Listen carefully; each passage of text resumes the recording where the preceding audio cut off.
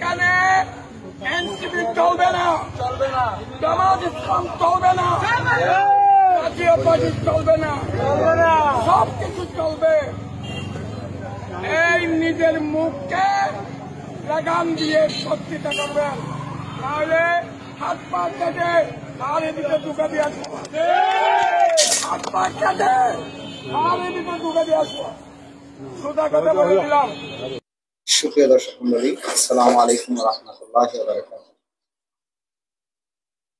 বিএনপির এই যে চকরিয়ায় কক্সবাজারের একজন নেতা যে বক্তব্য দিলেন প্রকাশ্যে, এই নেতাগুলোই বিগত 15 বছর আওয়ামী লীগকে ক্ষমতায় রাখতে সাহায্য করেছিলেন। তার যে আবেগঘন বক্তব্য আপনারা দেখলেন, যে তিনি বলছেন যে এখানে এনসিপি চলবে না, জামাত চলবে না, জাতীয় পার্টি চলবে না, তাহলে বাদ থাকলো কে? বাদ থাকলো আওয়ামী লীগ এবং বিএনপি। এই লোকগুলো তৃণমূল পর্যায়ের এইসব নেতাকর্মীদেরকে যদি তারেক রহমান সহ বিএনপির কেন্দ্রীয় কমিটিগুলো যদি নিয়ন্ত্রণ না করে, তাহলে বিএনপির ক্ষমতায় আসা স্বপ্নই থেকে যাবে এবং তারেক রহমানের কোনোদিন বাংলাদেশের আসার আমার মনে হয় যে সম্ভব হবে।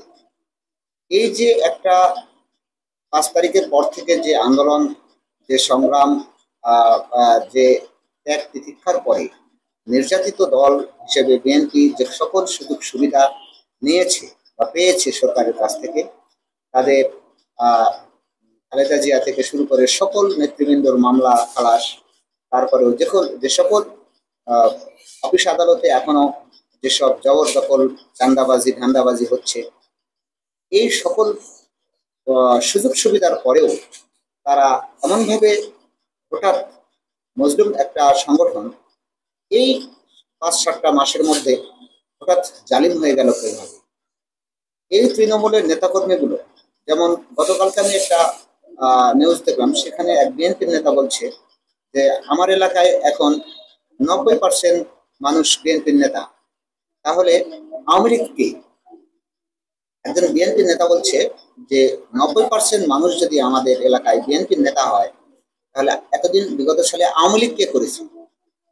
সুতরাং এখানে স্পষ্ট বোঝা যাচ্ছে যে এই যে সকল নেতা এবং যে সকল কর্মকাণ্ডের কারণে এই যে লাগামহীন নেতা কর্মীর বক্তব্য, উচ্ছৃঙ্খল আচরণ, যার কারণে কিন্তু শেখ হাসিনাকে আজ এইভাবে পলাতে হয়েছে।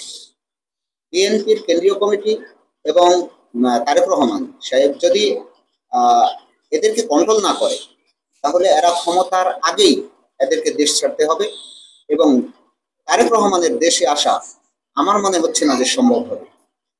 এই ধরনের বক্তব্য যদি কেউ প্রকাশ্যে দিয়ে থাকে, জনসম্মুখে দিয়ে থাকে, যে জামাত, বিএনপি, এনসিপি, জামাত চলবে না, এনসিপি চলবে না, জাতীয় পার্টি চলবে না, চলবে কি? আওয়ামী লীগ আর বিএনপি, এই তো।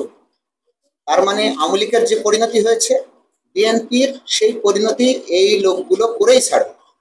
এদের ভাষাগুলো যদি বিএনপির কেন্দ্রীয় কমিটিগুলো না বুঝতে পারে, তারপরেও যে প্রকাশ্যে তিনি হুমকি দিয়েছেন যে তাদের হাত পা কেটে নদীতে ফেলে দিবেন এনসিপি জামাতের কর্মীদের, এটা তো ফৌজদারি আইনেই তো তার বিরুদ্ধে মামলা হওয়ার কথা।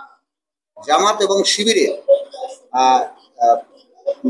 যারা এইসব বিষয়ে, আইন বিষয়ে দেখাশোনা করছেন, তাদেরকে আমি অনুরোধ করব, এই সকল নেতাদেরকে যারা প্রকাশ্যে এভাবে, জামাত শিবিরকে বা আইন শৃঙ্খলা বাহিনীকে অনুরোধ করব, যারা এভাবে দম্ভ দেখিয়ে প্রকাশ্যে মানুষকে হত্যা, মারধরে এবং গুম করার, খুন করার যে হুমকিগুলো দিচ্ছে, এদেরকে অচিরেই গ্রেপ্তার করুন, নয়তো এদেরকে এই দেশে একটা গৃহযুদ্ধ বেঁধে যাবে।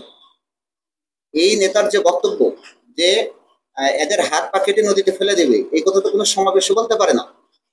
এই 5 তারিখের পর বাংলাদেশ জামাত ইসলামী এবং ইসলামী ছাত্র শিবির সহ অন্যান্য যেসব রাজনৈতিক দল আছে আরো ছোটখাটো, তাদের যে বক্তব্য যে একটা দেশ সুন্দরভাবে সাজাতে হবে, সংস্কার করতে হবে, বা পুরাতন যেসব এই যে জবরদস্তির রাজনীতি, সে থেকে আমাদের জাতিকে বেরিয়ে আসতে হবে, এরকম প্রোগ্রাম বা যারা মনে করছে, তাদেরকে আপনারা সুযোগ না দিয়ে, স্পেস না দিয়ে যদি এই সন্ত্রাসীদেরকে যদি এভাবে প্রকাশ্যে বিচরণ করতে দেন, তাহলে লেভেল প্লেইং ফিল্ড কিভাবে তৈরি করবেন?